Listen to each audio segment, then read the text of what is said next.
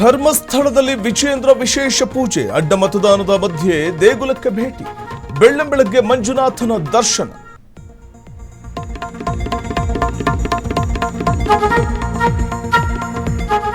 ನಾಳೆಯೇ ಭೈರಮಂಗಲಕ್ಕೆ ಬಹಿರಂಗ ಚರ್ಚೆಗೆ ಬನ್ನಿ, ಸಿಎಂ ಡಿಕೆಶಿಗೆ ರಣವೀಳ್ಯ ನೀಡಿದ ದಳಪತಿ, ಮುಖ್ಯಮಂತ್ರಿಗೆ ಮತ್ತೊಂದು ಪತ್ರ ಬರೆದ ಎಚ್ಡಿಕೆ.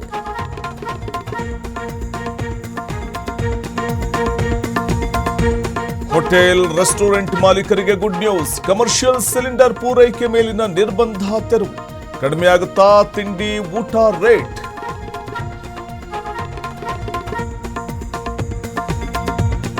ಉದ್ಯೋಗಾಕಾಂಕ್ಷಿಗಳಿಗೆ ಗುಡ್ ನ್ಯೂಸ್ ನೀಡಿದ ಸರ್ಕಾರ, 72,000 ಹುದ್ದೆಗಳ ನೇಮಕಾತಿಗೆ ಗ್ರೀನ್ ಸಿಗ್ನಲ್, 6 ತಿಂಗಳೊಳಗೆ ನೇಮಕಾತಿ ಪೂರ್ಣಗೊಳಿಸಲು ಸೂಚನೆ.